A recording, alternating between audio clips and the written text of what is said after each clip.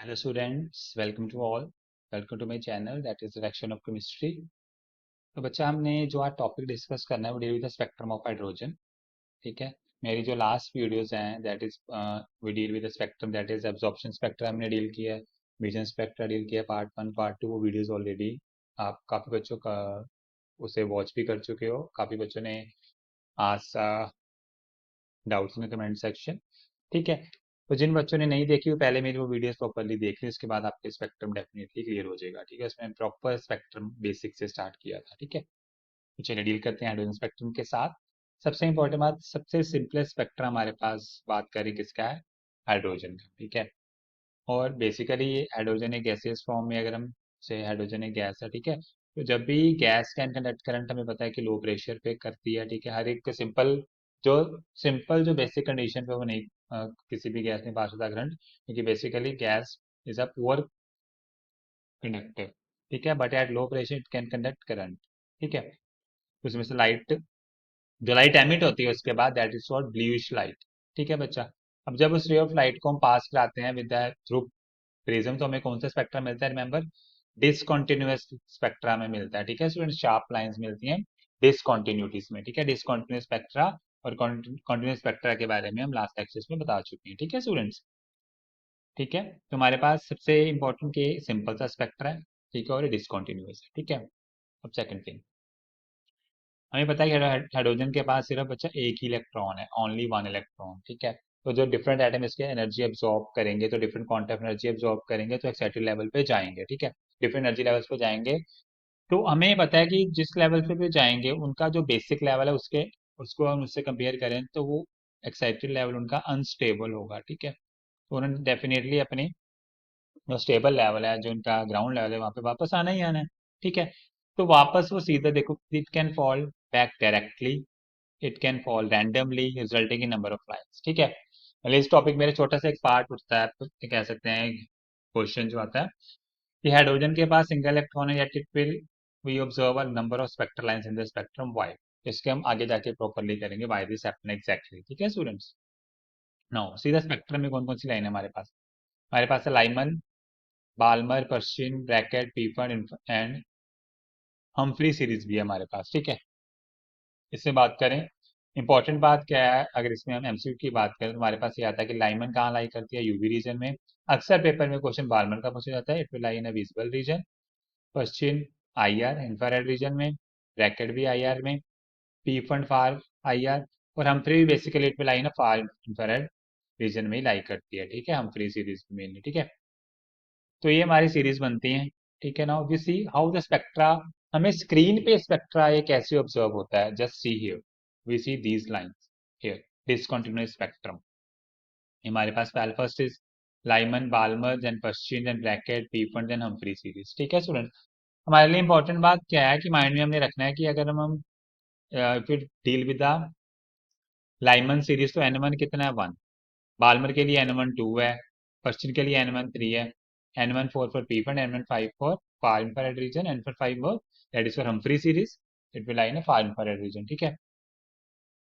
अब हम बात करें, अगर जस्ट वेट, लाइमन के लिए एन वन 1, बाल्मर के लिए एन वन 2, पर्शियन के लिए एन वन 3, और जो हमारी ब्रैकेट के लिए एन वन 4 है, पीफंड के लिए एन वन 5 है बच्चा, और एन वन 6 है फॉर हम्फ्री सीरीज के लिए. ठीक है स्टूडेंट्स. ये हमारे, क्योंकि एन वन एन टू की वैल्यूज जो है आपने put this value in numericals. ठीक है बच्चा. तो ये तो था स्पेक्ट्रम.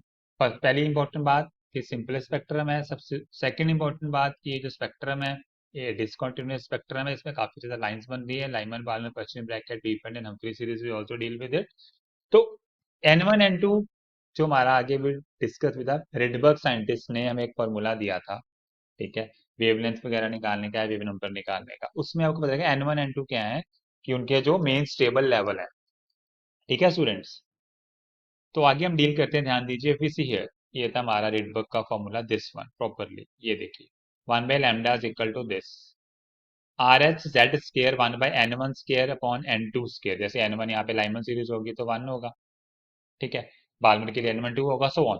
तो n2 क्या है, जिस लेवल से वो जंप होके आएगा वो आपको न्यूमेरिकल में प्रॉपरली मेंशन होगा. ठीक है. अब z जो है हाइड्रोजन के लिए तो z1 है, तो यहाँ पे सिंपलेस्ट ये बन गया. ठीक है. क्योंकि ना मोस्टली हम इसको यूज करते हैं, हालांकि हमारे सिलेबस में जनरल स्पेक्ट्रम को डील विद जो बोर ने एक्सप्लेन किया little bit, that is for hydrogen का स्पेक्ट्रम है, ठीक है। तो अब हीलियम वगैरह के लिए आपको जेड को 2 पुट करना है, क्योंकि देखिए आपके आंसर में फर्क आ जाएगा। आप इस फॉर्मूले को माइंड में डेफिनेटली रखना डील करते समय भी, ठीक है। तो आपकी कभी भी न्यूमेरिकल क्वेश्चन में कभी गलती नहीं हो सकती, ठीक है students. Is it clear? Is the main formula. अब सेकंड थिंग देखिए, अब देखो जो मैंने पहले आपको कहा था कि इतनी सारी लाइंस क्यों बनती है, ध्यान दीजिए। जैसे एग्जांपल के तौर पे देखें कि अगर हमारा electron will go from fifth energy level से ग्राउंड जाना है, तो फिफ्थ से फर्स्ट वो सीधा भी आ सकता है, तो एक लाइन अपीयर होगी। या पहले फिफ्थ से फोर आएगा, फोर से तीन आएगा, तीन से दो आएगा, दो से एक आएगा, तब सो ऑन, ठीक है। या फिफ्थ से वो थर्ड भी आ सकता है। उसका मतलब कि हम ये कह सकते हैं सिंपल फिनोमेना, इलेक्ट्रॉन के जाने का पाथ तो फिक्स है, जितनी एनर्जी हम उसको देंगे तो ग्राउंड से एक्साइटेड में पहुंच जाएगा। बट हमें पता है कि जो एक्साइटेड स्टेट है उसकी डेफिनेटली वो अनस्टेबल स्टेट है। एक्साइटेड स्टेट की क्या है? अनस्टेबल स्टेट है। मुझे ग्राउंड स्टेट में जाना है, वापस आना है, तो जाने का पाथ तो फिक्स है, बट उसके आने का पाथ डेफिनेटली फिक्स नहीं है, ठीक है। वो अपने अकॉर्डिंगली ही आएगा, ठीक है स्टूडेंट्स। तो उसकी वजह से उस हाइड्रोजन के स्पेक्ट्रम में इतनी सारी क्या होती है, लाइंस ऑब्जर्व होती हैं, ठीक है। अब अगर निकालना ओवरऑल लाइंस कैसे निकाल सकते हैं, we have to sigma summation delta n, that is n two minus n one, ठीक है। एन टू क्या है, एनर्जी लेवल, एन वन क्या है, हमारा लो एनर्जी लेवल, ठीक है। एग्जाम्पल देखिए, अगर फिफ्थ से वन में आ रहा है तो summation five minus one four हो गया। अब समीशन फोर की बात करें, यानी कि फोर की बात हम करेंगे, तो four plus one plus two plus three plus four, मतलब ऐसे देखिए, ध्यान दीजिए फिर सी है।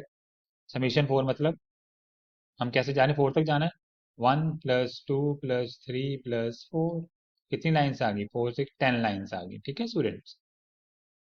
Is it clear? तो ये आपका बेसिक फॉर्मूला है, हम इस पर निकाल सकते हैं कितनी ज्यादा हमारे पास लाइन होंगी, क्योंकि पेपर में ना एमसीक्यू में पूछ सकते हैं कि फोर टू वन से जंप कर रहा है, फोर टू टू से जंप कर रहा है, we have to tell the number of spectral lines observe in the spectrum. तो आपको समीशन एन से समीशन ऑफ डेल्टा एन से इजीली निकाल सकते हैं, ठीक है स्टूडेंट्स। चाहे आप यहाँ पे भी देख सकते हैं, सी हियर, ये देखिए फाइव से four, four to two, four से three, three to two, two to one, अगर आप प्रॉपरली आप इसे काउंट करो तब भी लाइन्स कितनी बनेंगी, आपकी 10 लाइन्स ही बनेंगी। बट वो जो समीशन एन वाला फॉर्मूला है वो डेफिनेटली क्या आपके लिए एक शॉर्टकट है फटाफट से लाइन बताने के लिए, ठीक है स्टूडेंट्स। तो ये था हमारा आज का बेसिक छोटा सा टॉपिक, हमने स्पेक्ट्रम डील किया किसका, हाइड्रोजन का, ठीक है बच्चा। इससे पहले पार्ट वन पार्ट टू भी आप हमने स्पेक्ट्रम के बारे में प्रॉपरली रीड आउट कर चुके हैं, ठीक है। तो किसी को part one part two part three में किसी भी टॉपिक में कोई भी डाउट है, you can ask me in the comment section, I would be there for you बच्चा। कोई भी डाउट हो, पहले बता दें टॉपिक स्पेक्ट्रम थोड़ा सा इंपॉर्टेंट है, जेई पॉइंट ऑफ व्यू से भी और नीट पॉइंट ऑफ व्यू से भी, ठीक है। इसमें से अक्सर स्पेक्ट्रल लाइंस, जैसे मैं अभी आपको बताया कि समीशन एन करके निकाल, डेल्टा एन करके निकाल सकते हैं, और कौन सी हमारी सीरीज है और कौन सी सीरीज में लाई करती है, ठीक है बच्चा। So thank you very much student.